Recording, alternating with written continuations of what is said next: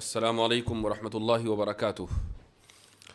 تمام دیکھنے والوں کا آج کی اس پوڈ کاسٹ میں استقبال ہے۔ آج کا یہ دن بڑا تاریخی دن ہے۔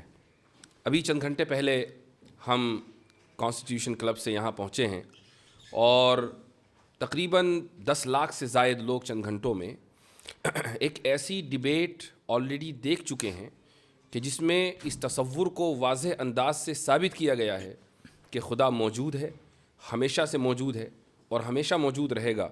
اور آج کی اس ڈیبیٹ سے یہ پتہ چل گیا ہے کہ ایتھیسٹک ورلڈ ویو دلائل کے معاملے میں کتنا بینکرپٹ ہوتا ہے۔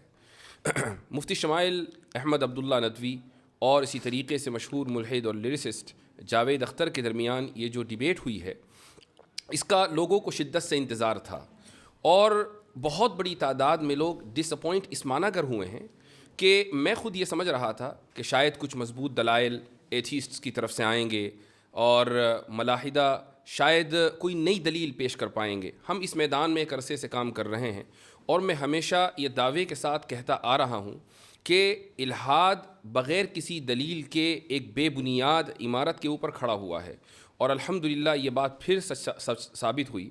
اسی طریقے سے ایک اور بات جو میں اکثر و بیشتر کہتا ہوں اور شاید لوگوں نے یہ بات کہتے ہوئے مجھے سنا ہوگا کہ تقریباً 70 to 80% کیسز میں الحاد کی وجہ مینٹل ٹراما ہوتی ہے، اور شاید یہی وجہ جاوید اختر صاحب کے تعلق سے بھی کہی جا سکتی ہے، اور اس کی ایک وجہ ہے۔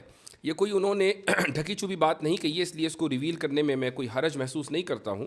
ڈیبیٹ سے پہلے جب ہماری جاوید صاحب سے ملاقات ہوئی تو انہوں نے ہم سے یہ کہا کہ بھائی مجھے آپ اس بات پہ قائل کر دیں کہ 8 سال کی عمر سے لے کر آگے تک جو میں نے مختلف مصیبتیں جھیلی ہیں تو کیا خدا مجھے ریکمپنسیٹ کرے گا یا نہیں کرے گا۔ اس سے یہ اندازہ ہوتا ہے کہ جو بچپن میں مینٹل ٹراما کا وہ شکار ہو گئے تھے تو یہی وجہ ہے کہ وہ اس کو جسٹیفائی نہیں کر پائے اور خدا کا انکار کر بیٹھے۔ ڈیبیٹ کون جیتا کون ہارا یہ ایک الگ موضوع ہے، لیکن میں سمجھتا ہوں کہ تمام کے تمام لوگ اس بات کے اوپر متفق ہوں گے کہ ایسے تمام لوگ ہماری دعاؤں کے مستحق ہیں۔ میں دعا کرتا ہوں کہ خدا تعالیٰ جاوید صاحب کو ہدایت دے، وہ اس دنیا سے ایمان کا کلمہ پڑھ کر جائیں اور خود دوسروں کے لیے بھی وہ ہدایت کا سبب بنے۔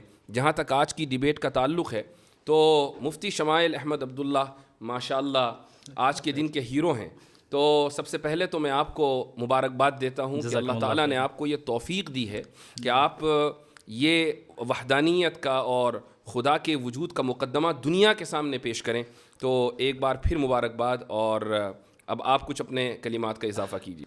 جزاکم اللہ خیراً، اللہ تعالیٰ آپ کو جزائے خیر عطا فرمائے۔ میں آپ کا بھی شکریہ ادا کرتا ہوں، اور اس کے علاوہ ہمارے جتنے مسلمان ہیں بھائی بہن جنہوں نے ہمارے لیے دعائیں کی ہیں اور بڑا اہتمام کیا تھا اس ڈیبیٹ کے پہلے، تو بس اللہ کے فضل کے بعد آپ حضرات کی محنتوں اور توجہ اور دعاؤں کا ہی نتیجہ ہے کہ جو کچھ میں کہہ سکا۔ یہ بات آپ نے بالکل صحیح کہی کہ ہم نے ایکسپیکٹ نہیں کیا تھا کہ جناب جاوید اختر صاحب وہی باتیں کریں گے جو اکثر کرتے آئیں، بلکہ ہم نے یہ سوچا تھا کہ شاید کوئی اکیڈمک انداز میں ڈسکشن ہوگی، اور میں نے تو یہ ارادہ کیا ہوا تھا کہ کئی سارے آرگیومنٹس میں وہاں پہ پیش کروں گا، صرف آرگیومنٹ آف کنٹینجنسی نہیں، لیکن انہیں کنٹینجنسی ہی سمجھ میں نہیں آ رہی تھی تو اسے سمجھانے میں ہی جو ہے 2 گھنٹے گزر گئے۔ تو الحمدللہ بہرحال جو ہوا اللہ کا فضل رہا، اور اللہ کا فضل ہے کہ حق بات سامنے واضح آ گئی، اور اللہ سے دعا گو ہوں کہ اللہ انہیں بھی ہدایت دے۔ ماشاءاللہ اس ڈیبیٹ سے کئی ساری ایسی چیزیں ہیں یا نتائج ہیں کہ جن کو بڑا خوش آئند کہا جا سکتا ہے۔ مثلا ایک بات تو یہی کہ بڑے مضبوط انداز سے الحاد کے خلاف یہ مقدمہ قائم ہوا ہے۔ دوسرا جو اس کا بڑا پازیٹیو نتیجہ نکلا ہے وہ یہ کہ شاید ابھی تک لوگ یہ سمجھتے آ رہے تھے کہ یہ جو ٹی وی ڈیبیٹ کے اوپر پیڈ مولانا سو کالڈ مولانا جاتے ہیں جن کا کام سوائے چیخنے چلانے کی کچھ نہیں ہوتا، اور ان کو ٹی آر پی اس لیے چونکہ چینلوں کو ٹی آر پی چاہیے تو کچھ 5,000 کا تھیلا ان کو پکڑا دیا جاتا ہے کہ تم چیخو بندروں کی طرح۔ تو یہ جو پرسیپشن ہے یہ ختم ہوا ہے، اور اس کو بہت پہلے ختم ہونا تھا، لیکن اس ڈیبیٹ نے تو ماشاءاللہ وہ کام کیا ہے کہ اس کا اندازہ لگانا مشکل ہے۔ جی بالکل صحیح فرمایا آپ نے۔ بالخصوص ہمارے جو اس وقت ملک کے حالات ہیں، ان حالات میں اس طرح 2 الگ الگ ورلڈ ویو کے لوگوں کا بیٹھ کر رسپیکٹفل انداز میں، اکیڈمک انداز میں ایک دوسرے کے ساتھ گفتگو کرنے کی کوشش کرنا، یہ میں سمجھتا ہوں یہ خود میں ایک مائل سٹون ہے، اور اس کے ذریعے سے انشاءاللہ آگے بھی راستے ہموار ہوں گے کہ ہم اگر ڈیفرنٹ ورلڈ ویو سے تعلق رکھنے والے ہیں تو وائلنس کی ضرورت نہیں ہے, بلکہ ساتھ میں بیٹھ جائیں, چائے پی لیں اور ساتھ میں ایک دوسرے کے ساتھ ڈسکس کر لیں. آپ کو سمجھ میں آئے تو قبول کریں, نہ سمجھ میں آئے تو نہ قبول کریں. یہ بہت اچھی ابتدا ہوئی ہے. ایک جرنلسٹ نے ڈیبیٹ کے بعد مجھ سے آ کر یہ پوچھا کہ یہ جو ڈیبیٹ ہوئی ہے اس کا آپ کیا فائدہ دیکھتے ہیں؟ تو میں نے اس سے یہ کہا کہ کم سے کم انڈیا میں یہ پیغام بڑی مضبوطی کے ساتھ گیا ہے کہ اکیڈمک ماحول میں ان سینسٹیو موضوعات کے اوپر گفتگو ہو سکتی ہے. تو اس نے بڑی شاکنگ بات کہی مجھ سے. اس نے کہا انڈیا کا کیا مطلب, ساری دنیا میں ایسا ہی ہے, ڈیبیٹ ان موضوعات پر ہوتی نہیں ہے. میں نے کہا نہیں, آپ غلط ہیں. یورپ میں, امریکہ میں, دنیا کے اکثر ممالک میں ان موضوعات کے اوپر ڈیبیٹس ہوتی ہیں, بڑے ہی اکیڈمک ماحول میں گفتگو ہوتی ہے, دونوں طرف سے دلائل آتے ہیں, اور الحمدللہ ہم حق کا جو مقدمہ ہے وہ بڑے واضح انداز سے پیش کرتے ہیں.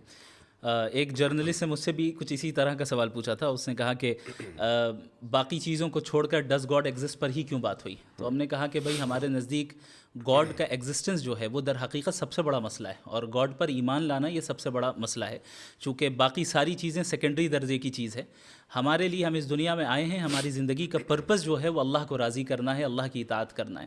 تو یہ سوال دراصل اس بنیاد پر مبنی ہے کہ آپ اس چیز کو ایک سیکنڈری اور پرائیویٹ چیز سمجھ رہے ہیں, اور سمجھ رہے ہیں کہ اس کی کوئی خاص اہمیت نہیں ہے, آپ کو صرف مادی اور مٹیریلسٹک جو ہے ترقی کرنی ہے. یہی ورلڈ ویو دراصل جو ہے مغربی دنیا نے دیا ہے کہ کس طریقے سے لوگوں کو مٹیریلزم میں مبتلا کر دیا جائے.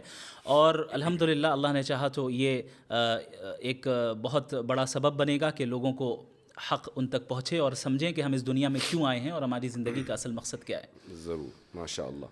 اچھا, ڈیبیٹ میں کچھ ٹاپکس ڈسکس ہوئے, اور ویسے تو آپ نے ماشاء اللہ وافی شافی جواب دیا وہاں پر, اور میں سمجھتا ہوں کہ جو شخص بھی اس 2 گھنٹے کی ڈیبیٹ کو دیکھے گا تو جن موضوعات کا احاطہ کیا گیا ہے ان موضوعات کے اوپر اس کو اچھی معلومات فراہم ہوگی. لیکن چند باتیں ہیں جن کو ٹائم کی لمیٹیشن کی وجہ سے, اور جو اس وقت جو وائب رہتی ہے اس میں آپ کو 5 باتیں کہنی ہیں, ٹائم کم ہے, اس میں سے 2 باتیں آپ نے کہہ دی اور 3 باتیں رہ گئیں, تو اس لیے پوسٹ ڈیبیٹ انالیسس کا یہ فائدہ ہوتا ہے کہ جو بات رہ جائے اس کو بعد میں ذکر کر دیا جائے. جاوید صاحب نے ایک بات کہی, اور وہ یہ کہ مذاہب کی تاریخ چند ہزار سال سے زیادہ نہیں ہے, یعنی وہ 7-8 ہزار سال, اور انسان اس سے پہلے کا ہے. اور یہ جو مذاہب شروع کیے ہیں یہ تعلیم یافتہ لوگوں نے کیے ہیں, لیکن ساتھ میں انہوں نے جو اس کا ایک چیز ایڈ کی ہے وہ یہ کہ مذہب ایک عرصے تک رہا اور اس کے بعد وہ ختم ہو گیا, پھر دوسرا مذہب آیا, پھر تیسرا مذہب آیا. اس سے یہ پتہ چلتا ہے کہ خدا فانی ہے. جی اصل میں ان کی پوری توجہ ٹاپک سے ہٹ کے ریلیجن, چونکہ اکثر وہ ریلیجنس پر ہی بات کرتے آئیں, اور مجھے لگتا ہے کہ گاڈ کے ایگزسٹنس پہ شاید ان کی پہلی ڈیبیٹ ہے, مجھے نہیں نظر آئی. تو وہ گاڈ کے ایگزسٹنس سے ڈائریکٹ خدا تک, یعنی اصلی بندے سے پہلی ڈیبیٹ ہے. جی, اصلی بندے سے پہلی ڈیبیٹ ہے. جی جی, یہ بہت اہم پوائنٹ ہے. اس کی وجہ یہ ہے کہ یہ جشن ریختہ تو تھا نہیں کہ اس میں مثلاً کوئی صحافی خاتون یا کوئی بیٹھ گیا اور اس نے کبھی غالب کا شعر پڑھ دیا اور انہوں نے 5 اشعار کا اضافہ کر دیا, اور پھر مستر کے کچھ اشعار حالت اس طرح شاید وہ یہی سوچ کر آئے تھے, وہ یہ سوچ کر آئے تھے کہ بھائی میں کچھ بھی پھینک دوں گا یا کچھ بھی کہہ دوں گا, تو اس طرح نہیں ہوا کرتا. اور یہ ایک good lesson has been learned, جتنا صرف ان کے ذریعے بلکہ جتنے بھی لوگ تھے کہ جو الہاد کی طرف سے پیش ہوئے تھے آڈینس میں, ان کو بھی یہ پتہ چل گیا کہ اہل مذہب کے پاس جو مقدمہ ہے وہ بہت اسٹرانگ ہے. اور یہ صرف انہی کا نہیں بلکہ پورے ایتھیسٹک ورلڈ ویو کا یہ ایک طریقہ رہتا ہے کہ وہ یہ پریٹینڈ کرتے ہیں کہ ایتھزم ڈیفالٹ پوزیشن ہے. جی ہاں, جبکہ ایسا نہیں ہے. اگر ہم تاریخ میں دیکھیں تو جو بہت سب سے پہلا جو ملتا ہے ایتھیسٹ یا ایتھیسٹک فلسفی جو ملتی ہے, اگر ہم ہندوستان سے ہی لیں تو تقریباً وہ میرے خیال سے 500 سے 600 بیفور کامن ایرا ہے, اور اس سے پہلے بھی مذاہب کے ہمارے پاس یعنی ٹیسٹیمنیز موجود ہیں, آثار ظاہر ہوئے ہیں, اور پتہ چلا ہے کہ ان سویلائزیشنز کے ہاں اس سے پہلے سے خدا کا تصور موجود تھا. بلکہ ہر مذہب میں اگر خدا کا تصور ہے, صحیح یا غلط اس سے قطع نظر, تو اس کا مطلب تو یہ ہوا کہ جب سے مذاہب ہیں تب سے انسانیت اس بات کے اوپر متفق ہے کہ خدا ہے. خدا کی تشریح میں تو اختلاف ہوا ہے, تو یہ تو یونیورسل ٹروتھ ہوا. صحیح. اور جہاں تک ان کا یہ کہنا ہے کہ مذاہب آئے اور چلے گئے, خدا فانی ہو گیا, تو وہ مذہب غلط تھا اس لیے فنا ہو گیا, اس کا خدا کہاں فانی ہوا, خدا تو باقی ہے, صحیح مذہب آج بھی باقی ہے. ہر مذہب فیت مانگتا ہے. یہ تو ایسے سردرد والی چیز ہے, پتہ نہیں یہ کس کھول میں مبتلا ہیں, اس سے کیوں نہیں باہر آ رہے ہیں. اصل میں رچرڈ ڈاکنز نے یہ ذکر کیا ہے کہ فیتھ اور بلیف میں فرق ہے. فیتھ وہ ہے جو ارریشنل ہو اور اس کے پیچھے ایویڈنس نہ ہو, اور بلیف یہ ہے جو ایویڈنس بیسڈ ہو, ریشنل ہو, اور خود آپ ایکسپیرینس کر سکتے ہو. تو وہ ان کا اپنا ہے بھی نہیں. انہوں نے وہاں سے لیا اور اس پہ ان کو پورا فیتھ ہے. جی ہاں اس پہ وہ غور نہیں کر رہے ہیں کہ صحیح ہے کہ نہیں ہے. جی ہاں. تو وہ ہمیشہ سے ہر ڈیبیٹ میں یہی کہتے ہیں. اسی لیے میں نے ان کو واضح کیا کہ بھائی فیتھ صحیح بھی ہو سکتا ہے, غلط بھی ہو سکتا ہے. آپ جو ڈیفینیشن فیتھ کی بیان کر رہے ہیں وہ بلائنڈ فیتھ ہے, اس کو تو ہم بھی نہیں مانتے ہیں. دو باتیں انہوں نے اور کہی ہیں. جی. ایک بات انہوں نے یہ کہی کہ انسان کی پیدائش رینڈم ہے, اور دوسری بات انہوں نے یہ کہی کہ انصاف انسانی تصور ہے. اس کو کیسے, مجھے یقین ہے کہ آپ نے اس وقت بھی جواب دیا تھا, لیکن پھر بھی اس کو تھوڑا سا الیبریٹ کریں.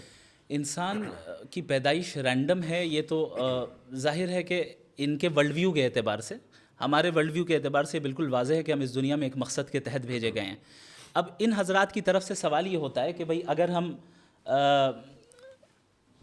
بھیجے گئے اس دنیا میں تو خدا نے ہم سے پوچھا کیوں نہیں, اسی لیے وہ اپنے آپ کو کہتے ہیں کہ ہم رینڈملی آ گئے. تو یہ سمجھنا چاہیے بھئی خدا کا اور انسان کا درجہ کیا ہے. وہ خدا ہے, آپ کا امپلائی تھوڑی ہے جو آپ سے پوچھے گا. تو ہم اس دنیا میں آئے, یہ آپ کو لگ رہا ہے کہ رینڈم ہے, جبکہ ایسا نہیں ہے, ایک مقصد کے تحت آئے. دوسری بات یہ کہ جو رینڈمنس ہے نا, تو اس کا جو پوائنٹ آف ریفرنس ہے وہ ہم ہیں, خدا نہیں ہے. صحیح. یعنی ہمارے لیے ایک انسان کی پیدائش رینڈم ہے, کسی کو پہلے سے پتہ نہیں ہوتا کہ 10 سال کے بعد کون اس دنیا میں آئے گا. ہمیں ایسا لگتا ہے کہ رینڈملی کوئی انسان آ گیا, لیکن خدا کے لیک آف انفارمیشن. ایگزیکٹلی. تو یہ تو آرگیومنٹ فرام اگنورینس ہے. آرگیومنٹ فرام اگنورینس ہے. اور یہ چیز میں نے اپنے اوپننگ اسٹیٹمنٹ میں بتائی تھی کہ یہ جو یا تو آرگیومنٹ فرام اگنورینس ہی ہوگا ان کے جواب کی بنیاد, یا پھر یہ کہ وہ ڈوگمیٹک آنسر دیں گے. انصاف انسانی تصور ہے, یہ تو سمجھ میں آ گیا, وہ آگے پیچھے کرتے رہے. انصاف انسانی تصور ہے, اور انہوں نے کہا کہ نیچر میں انصاف نہیں پایا جاتا ہے. تو میں نے کہا کہ اگر نیچر میں انصاف نہیں پایا جاتا ہے تو اس کا مطلب انصاف کا نہ ہونا نیچرل ہے. تو آپ کیوں اسٹرائیو کر رہے ہیں انسان کو لانے کے لیے, انصاف کو لانے کے لیے؟ اور انصاف اگر لوگوں کا بنایا ہوا ہے تو پھر مسئلہ وہی آبجیکٹو اور سبجیکٹو والا آتا ہے کہ آپ کیسے ڈیسائیڈ کریں گے کہ انصاف اچھی چیز ہے یا بری چیز ہے. آپ کے نزدیک انصاف اس لیے اچھی چیز ہے چونکہ سوشل کنسنسس ہے. تو سوشل کنسنسس تو ایسی چیز ہے جو ہر زمانے میں یعنی ہر 50 سال 100 سال میں چینج ہو جائے, اس کی تو کوئی گارنٹی نہیں ہے. جبکہ انصاف ایک ایسی چیز ہے جو کہ آبجیکٹیولی مورلی ٹرو ہے, اور جو چیز آبجیکٹیولی مورلی ٹرو ہو, ظاہر ہے کہ اس کے لیے کوئی ایسا فاؤنڈیشن اور اسٹرانگ فاؤنڈیشن چاہیے جو سوشل کنسنسس سے یا پرسنل پریفرنس سے چینج نہ ہو, بلکہ اکراس اسپیس اینڈ ٹائم یکساں رہیں, سیم رہیں. انصاف نیچر میں موجود نہیں ہے اور انسانی تصور ہے, یہ دراصل خدا کے وجود کی دلیل ہے. وہ اس طریقے سے کہ اگر انصاف across the natural world exist کرتا, جانوروں میں ہوتا, شیر پرندوں میں ہوتا اور پتھروں میں ہوتا, تو آپ یہ کہہ سکتے تھے کہ بھئی دنیا, انسان اس دنیا کا حصہ ہے تو اس میں بھی ہے, لیکن کہیں نہیں ہے, انسان میں ہے, اور انسان ہی مکلف ہے. تو اس سے یہ ثابت ہوا نا کہ یہ بائی ڈیزائن ہے, بائی ایوولوشن نہیں ہے. صحیح. تو یہ ایک بہت مضبوط دلیل ہے جو وہ ہمیں ہمارے ہاتھ میں پکڑا رہے ہیں کہ یہ دلیل آپ میرے خلاف دے دیں.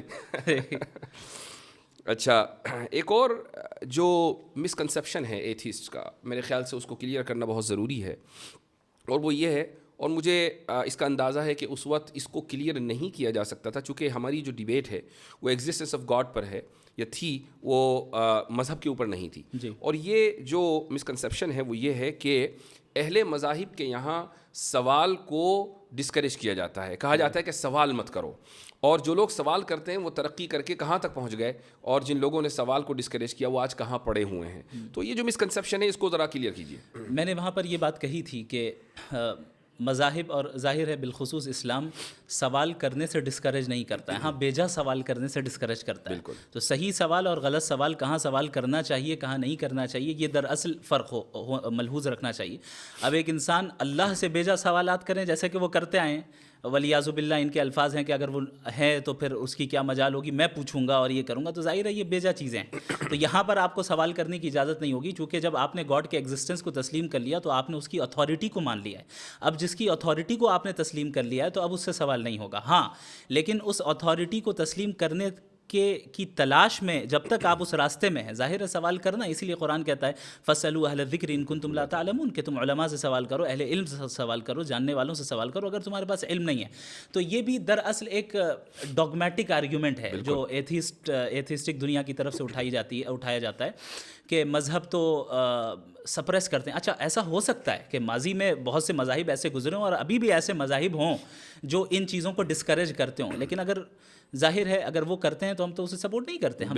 ہم تو جو اس مذہب کے قائل ہیں جو صحیح مذہب ہے. جو میں نے ابھی کہا کہ اس وقت اس سوال کا جواب اس طریقے سے دینا ممکن نہیں تھا چونکہ ڈیبیٹ ریلیجن پر نہیں ہے, ورنہ قرآن کریم نے واضح طور سے کہہ دیا کہ لا تسألوا عن اشیاء ان تبد لکم تسؤکم. یہ ان تبد لکم تسؤکم کا جو اضافہ ہے وہ خود بتا رہا ہے کہ مطلق سوال سے منع نہیں کیا جا رہا ہے, بلکہ ایسے بیجا سوالات سے منع کیا جا رہا ہے جو نقصان دہ ہیں, وہ خود آپ کے لیے نقصان دہ ہیں.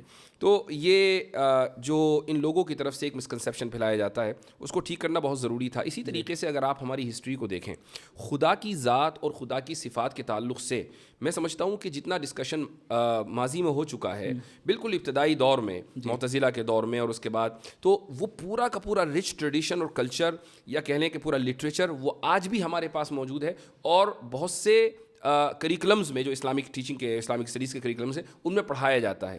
آپ دیکھیں کہ معتزلہ نے سب سے پہلے صفات کا انکار کیا. کیا آپ یہ کہہ سکتے ہیں کہ بھائی آج کوئی ایسا کر کے دکھا دے؟ بھائی معتزلہ نے اللہ تعالیٰ کی ذات کو صفات سے ڈیٹیچ کر دیا اور کہا کہ اس کی کوئی صفت نہیں ہے, تو کیا ان کی گردنیں مار دی گئیں یا یہ کہا گیا کہ تمہیں سوال کرنے کا حق نہیں ہے؟ تو یہ ایک بہت ہی بڑا دھوکہ ہے کہ جو ان لوگوں کی طرف سے پھیلایا جاتا ہے.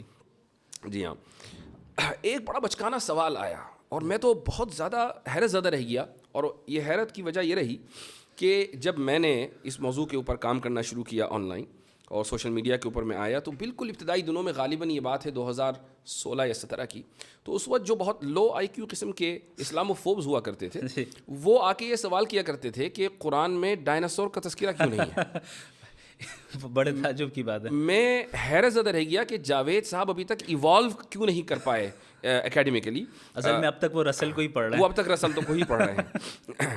جی ہاں, تو آپ کا جو جواب تھا وہ بڑا زبردست تھا ماشاء اللہ, کہ قرآن ہدایت کے لیے ہے, وہ جیوگرافی یا زوالوجی یا اس طرح کے مضامین کو کور کرنے کے لیے نہیں ہے.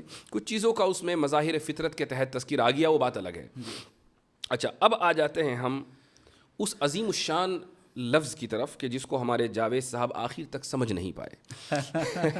کنٹینجنسی. جی ہاں, کنٹینجنسی. کہیں میں نے وارن کر رہا ہوں کہ کہیں لوگ جاوید صاحب کی چڑ نہ رکھ دیں کنٹینجنسی, ان کے ہاں نیچے جا کے ٹویٹر کے اوپر یہ لفظ ٹائپ نہ کرنے لگیں. یعنی میں انکریج نہیں کر رہا ہوں, please don't take me wrong, لیکن ایسا ہو سکتا ہے. اس کی وجہ یہ ہے کہ یعنی ایک بہت ہی معمولی آرگیومنٹ, معمولی ان دا سینس کہ تمام داعین جو اس میدان میں کام کر رہے ہیں, جتنے بھی دعات ہیں یا جو ڈیبیٹس کرتے ہیں, جن کو ان موضوعات سے دلچسپی ہے, چاہے وہ اس طرف کے ہوں یا اس طرف کے, یعنی وہ مسلمان ہوں یا غیر مسلم ہوں, وہ آرگیومنٹ آف کنٹینجنسی سے واقف ہیں. جی, آپ ایک نہ بڑا چہرہ ہیں الحاد کا اس ملک میں, اور آپ ڈیبیٹ کرنے کے لیے آئے ہیں اور نیشنل پلیٹ فارم کے اوپر ڈیبیٹ کرنے کے لیے آئے ہیں. راجدھانی سے وہ میں ڈیبیٹ ہو رہی ہے اور آپ یہ نہیں سمجھ پا رہے ہیں کہ آرگیومنٹ آف کنٹینجنسی ہوتا کیا ہے. اور جبکہ ایکسپلین کیا گیا کئی مرتبہ اردو میں بھی اور ہر طریقے سے, آپ نے بھی کھڑے ہو کر سوال کیا ان سے اور انفینٹ ریگریس کو سمجھانے کی کوشش کی, لیکن اس کے بعد بھی نہیں سمجھ سکے. بڑا تعجب ہے. میں سمجھتا ہوں کہ اب جس عمر میں وہ پہنچ گئے ہیں, جیسے اب ظاہر ہے ایتھیسٹک ورلڈ ویو الگ ہے, ہمارے ورلڈ ویو میں جب اس عمر کے میں کوئی پہنچ جائے اور دیندار ہوں تو ہم پھر ان کو کہتے ہیں کہ گوشہ نشینی اختیار کرتے ہیں وہ حضرات اور دعا کرتے ہیں, ہم ان سے دعا کی درخواست کرتے ہیں. اب انہیں اپنے ورلڈ ویو میں گوشہ نشین بن جانا چاہیے. اب جو ہے وہ ان چیزوں میں نہیں پڑنا چاہیے, بلکہ توجہ دیں اور کوشش کریں کہ بھئی کیا بات ہے, حقیقت کو تلاش کرنے کی کوشش کریں, اپنے حد تک رکھیں. کیونکہ ایک ڈیبیٹ کے اندر الیکٹران اور نیوٹران کی تسبیح پڑھیں. ایک ڈیبیٹ کے اندر 2 گھنٹوں کے اندر کتنی جگہ وہ اپنے آپ کو کانٹراڈکٹ کر رہے ہیں. اگر ہم اس کو ریکیپ کریں اور دیکھیں, جب ہم مورالٹی کی بات کرنے آئے تو وہ کہہ رہے ہیں کہ سوسائٹی سے مورالٹی طے ہوگی, تو ہم نے کہا آپ نازی جرمنی کو سپورٹ کرتے ہیں. نہیں, پلانٹ ارتھ, تو پلانٹ ارتھ میں جو ہے اکثریت جو ہے مذہب خدا کو مانتی ہے, آپ نہیں مانتے, پھر لاسٹ میں کہہ رہے ہیں کہ میں میجورٹی والی بات واپس لیتا ہوں. وہ بہت اہم پوائنٹ ہے, بہت اہم پوائنٹ ہے. اچھا, یہ جو آرگیومنٹ آف کنٹینجنسی ہے یقیناً لوگوں نے اس کو سمجھ لیا, لیکن پھر بھی ہمارے ناظرین کے لیے اس کو مختصر انداز میں سمجھائیے. دیکھیں, اس کائنات کی ہر چیز کنٹینجنٹ ہے. اس کا مطلب یہ ہوتا ہے کہ یہ ایگزسٹ کر بھی سکتی تھی اور نہیں بھی کر سکتی تھی, یعنی اس کا ایگزسٹ کرنا کوئی نیسیسری چیز نہیں تھی. اور اگر ایگزسٹ کرتی تو ڈفرینٹ لاز کے ذریعے بھی کر سکتی تھی. یعنی ابھی جو لاز آف نیچر چل رہے ہیں, ہو سکتا ہے کوئی اور لا آف نیچر ہو. علم کلام کے طلباء کے لیے اضافہ کر دوں, اسی کو ممکن الوجود کہا جاتا ہے. ممکن الوجود وعدمہ سواء. جی, تو جو ممکن الوجود ہوگا, جو کنٹینجنٹ ہوگا, وہ ظاہر ہے کسی اور کے اوپر ڈپینڈڈ ہوگا اپنے ایگزسٹنس میں. تو اب وہ کس کے اوپر ڈپینڈنٹ ہے؟ ہم یہ دیکھیں گے کہ بھائی کیا وہ چیز بھی کنٹینجنٹ ہے، ممکن اچھا، اور الوجود ہے. یہاں پر بھی اس کا اضافہ ضروری ہے. لوگ کہیں بھائی کیوں ہوگا؟ اس کی وجہ یہ ہے کہ جب ایک چیز کا وجود اور عدم دونوں برابر ہیں، یہ ترازو کے دو پلڑے ہیں، تو کسی ایک پلڑے کو بھاری ہونے کے لیے اس میں وزن ڈالنا ضروری ہے. یہ وزن ہے ارادے کا. تو کسی نہ تو ارادہ کیا ہوگا نا، کہ جس نے عدم پر وجود کو ترجیح دی ہوگی، اس لیے کنٹینجنسی ہے. جی آگے بولیے. تو یہاں سے عقلی طور پہ لاجیکلی ہم اس نیسیسری بینگ تک پہنچتے ہیں جو واجب الوجود ہے، یعنی جس کا ایگزسٹ نہ کرنا ناممکن ہے. چونکہ اگر وہ ایگزسٹ نہ کرے تو ظاہر ہے یہ ساری چیزیں وجود میں نہیں آ سکتی. اور اس واجب الوجود ذات کا انڈیپینڈنٹ ہونا، ایٹرنل ہونا، نالجبل ہونا، سیلف سفیشینٹ ہونا اور ایک ہونا یہ بالکل ضروری ہے. تو یہ جب باتیں میں نے کہی تو لاسٹ میں یہ کہہ رہے ہیں کہ ان کے نزدیک تو عقل سے ہم خدا کو جان ہی نہیں سکتے. یعنی یہ کانٹرڈکشن ہے. یعنی پورا آرگیومنٹ اس پہ تھا کہ عقل کے ذریعے ہم خدا کے ایگزسٹنس کو کیسے جانیں، اور آپ وہ نہیں سمجھ پا رہے ہیں، اور اخیر میں کہہ رہے ہیں آپ تو کہہ رہے ہیں کہ عقل سے ہم سمجھ نہیں سکتے.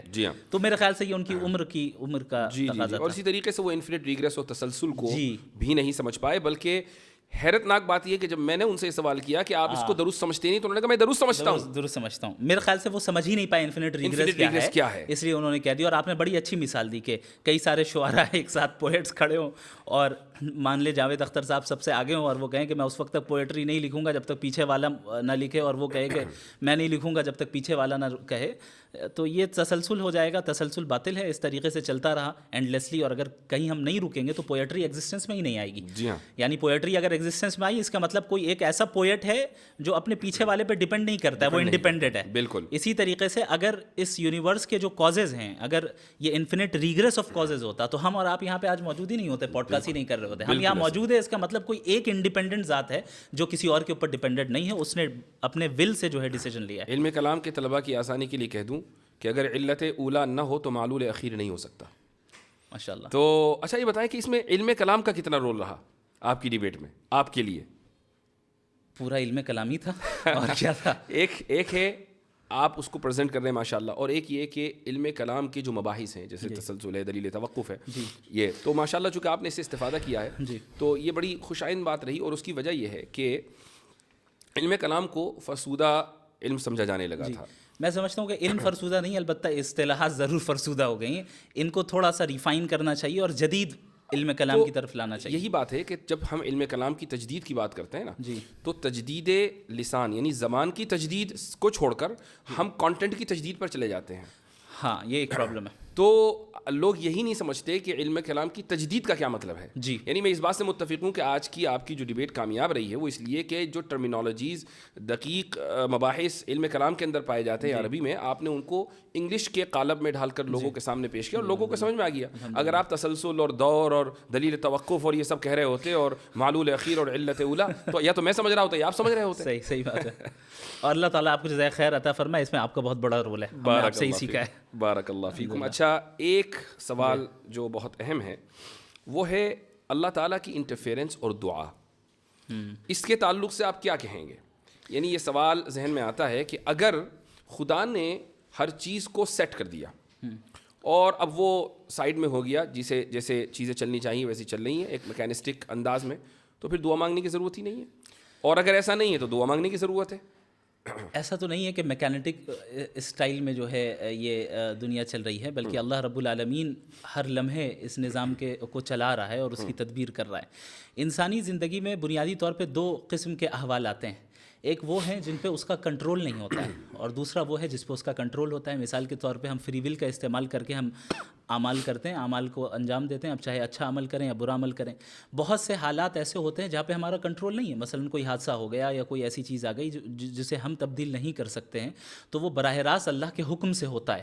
تو دعا کی اہمیت اس لیے بھی باقی رہتی ہے چونکہ وہ حالات بھی ایک طرف ہیں جہاں پہ آپ کا کوئی کنٹرول نہیں ہے اور اللہ کا مکمل کنٹرول ہے. دوسری چیز، جب ہم کوئی عمل اپنے فری ول سے بھی کیوں نہ کر رہے ہوں، اللہ کی توفیق ضروری ہوتی ہے. اس لیے اللہ سے دعا مانگنے کا حکم خود اللہ نے دیا. اور اگرچہ ایسا ممکن ہے کہ اس دنیا میں ہو سکتا ہے کہ ہم جو مانگ رہے ہیں اللہ سے وہ ہمیں اس دنیا میں نہ ملے، لیکن اس کا جو ریوارڈ ملنا ہے وہ اللہ کے یہاں متعین ہے. اسی لیے اللہ کے نبی صلی اللہ علیہ وسلم نے دعا کو عبادت قرار دیا. تو ظاہر ہے یہ مستقل ایک عبادت ہے. یعنی بالفاظ دیگر یہ کہا جا سکتا ہے کہ ہم دعا مانگتے ہیں تو اس بات کی کوئی اس بات کی کوئی یعنی گارنٹی نہیں ہے کہ وہ دعا اسی انداز سے قبول ہوگی جس انداز سے ہم چاہ رہے ہیں. جی یعنی ہو سکتا ہے کہ وہ اجر کی صورت میں قبول ہو جائے, ہو سکتا ہے کہ وہ تاخیر کی صورت میں قبول ہو جائے. ایک بات. دوسری بات یہ بھی ہے کہ ہمیں کیا معلوم کہ دعا کس انداز سے قبول ہوگی. یعنی ہمارا کام تو دعا مانگنا ہے, وہ آل وائز ہے, ہم آل وائز نہیں ہیں. جی. تیسری بات یہ ہے کہ ایک بات شرح عقائد میں لکھی ہوئی ہے, میں تمام لوگوں کے ساتھ اس کو شیئر کرنا چاہوں گا. یہ مبحث وہاں آیا ہے اور اس میں تفتازانی یہ فرماتے ہیں کہ وہ ایک حدیث ہے جس کے تحت یہ کلام ہے کہ لا يرد القدر الا الدعاء, کہ تقدیر کو صرف دعا بدلتی ہے. اب یہاں سوال یہ ہوتا ہے کہ کیا دعا سے واقعی تقدیر بدل جاتی ہے؟